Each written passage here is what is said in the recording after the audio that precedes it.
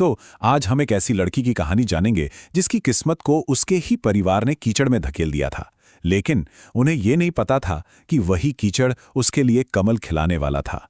सोचिए, कहानी की शुरुआत ही एक ऐसे फैसले से होती है जो किसी की जिंदगी बर्बाद करने के इरादे से लिया गया था, पर आखिर में उसने सब कुछ बदल कर रख दिया। तो चलिए कहानी के पहले हिस्से में चलते हैं और मिलते हैं उस अनाथ लड़की से जिसकी जिंदगी का हर दिन क्रूरता और उपेक्षा के बीच गुजर रहा था। नाम था उसका श्रेया, उम्र महज 22 साल, पर चेहरे पर एक ऐसी उदासी थी मानो जिंदगी ने सालों तक उसकी आत्मा को बस घिसा हो। एक सड़क हादसे में माँ बाप को खोने के बाद वो अपने मामा मामी के घर में एक बोझ बनकर जी रही थी। अब देखिए, एक ही घर में दो दुनिया बसती थीं। एक तरफ श्रेया की जिंदगी थी जिसे हर बात पे ताने सुनने पड़ते, बचा कुचा खाना मिलता, और दूसरी तरफ थी उसकी ममेरी बहन तनु, जिस पर सब प्यार लुटाते थे।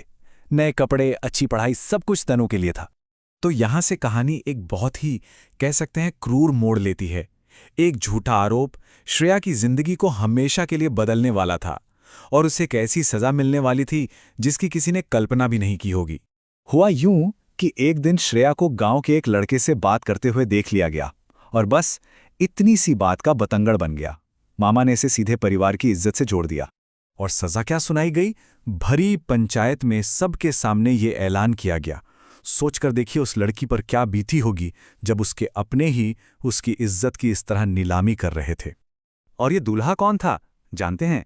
गांव के मंदिर की सीढ़ियों पर बैठने वाला एक अजनबी, एक भिखारी, जिसके कपड़े फटे पुराने थे, बाल उलझे हुए, पर उसकी आंखों में एक अजीब सी गहराई थी। तो ये शादी नहीं थी, ये एक तमाशा था। श्रेया के मान सम्मान की सरेआम नीलामी थी। गांव वालों के मजाक और ठहाकों के बीच मंदिर में जबरदस्ती फेरे करवाए गए, और जाते जाते मामी ने उसके कान में कहा, अब भुगत। श्रेया के लिए तो जैसे सब कुछ खत्म हो चुका था, लेकिन उसे क्या पता था कि उसकी कहानी तो असल में अब शुरू होने वाली थी। उस छोटी सी झोपड़ी में उसे कुछ ऐसे सुराग मिलने वाले थे जो हकीकत को पूरी तरह बदल देते। अपनी उस छोटी सी झोपड़ी में जाकर श्रेया ने एक अजीब बात महसूस की। वो आदमी जिसे पूरा गांव भिखारी समझता था, उसका बर्ताव बड़ा अजीब था। बहुत इज्जत से पेश आता था, कभी ऊंची आवाज में बात नहीं करता, बल्कि चुपचाप झोपड़ी के काम करता रहता। श्रेया जब भी उससे उसकी पहचान के बारे में पूछती तो उसका बस एक ही जवाब होता, और उसका ये जवाब श्रेया के मन में शक और सवाल दोनों पैदा कर रहा था। बस अब श्रेया वो चुपचाप सब कुछ सहने वाली लड़की नहीं रह गई थी। उसके अंदर का स्वाभिमान जाग चुका था। उसने ठान लिया था कि वो ये राज जानकर ही रहेगी कि आखिर ये रहस्यमयी आदमी है कौन। और बस श्रेया ने अपनी जासूसी शुरू कर दी। पहले उसे एक नोटबुक मिली, फिर राणा इंटरनेशनल लिखा हुआ एक कीमती पेन और एक आईडी कार्ड।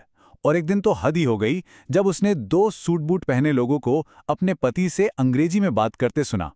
आखिरकार उसने हिम्मत करके स्कूल के कंप्यूटर पर उस कंपनी का नाम सर्च किया, और जब सच्चाई सामने आई तो श्रेया के पैरों तले जमीन ही खिसक गई। उसका पति कोई मामूली भिखारी नहीं था, बल्कि भारत का एक जाना माना युवा अरबपति था, कबीर राणा, जो 2 साल से लापता था। तो अब कहानी अपने सबसे दिलचस्प मोड़ पर आ पहुंचती है। किस्मत का पहिया घूमने वाला था, और अब हर किसी को अपने अपने कर्मों का फल मिलना था, चाहे वो अच्छा हो या बुरा।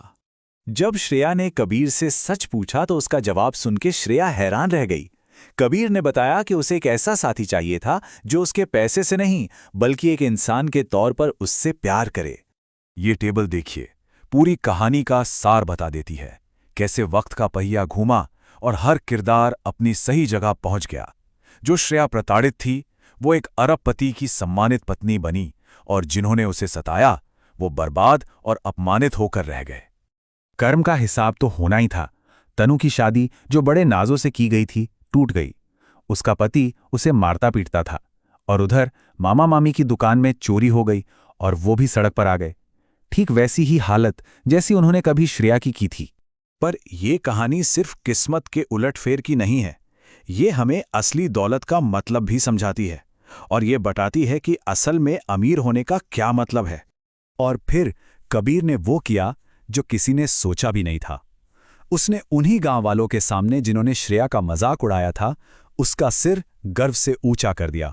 उसने कहा, श्रेया ने उसे तब अपनाया जब उसके पास कुछ नहीं था, और इसीलिए आज उसकी हर चीज पर सबसे पहला हक श्रेया का है। और श्रेया की बात करें तो वो अब बेचारी डरी सहमी लड़की नहीं रही थी। वो एक मजबूत, आत्मविश्वासी औरत बन चुकी थी। जब उसकी बहन तनु रो रही थी तो श्रेया ने उसे सहारा दिया और कहा, अब अपनी ताकत खुद बनो, किसी और के सहारे मत जियो। तो इस पूरी कहानी से हमें सीखने को क्या मिलता है? पहली बात तो ये कि किसी की कीमत उसके कपड़ों से नहीं, उसके किरदार से होती है। दूसरी कि मुश्किलें हमें तोड़ने नहीं बल्कि मजबूत बनाने आती हैं। सच्चा प्यार हमेशा इज्जत और बराबरी की नींव पर खड़ा होता है। और सबसे अहम बात कि आपकी खामोशी और आपका सब्र एक दिन दुनिया के सामने सबसे ऊंची आवाज में बोलेगा। तो आज इस कहानी के साथ एक सवाल भी है जिस पर सोचना बहुत जरूरी है।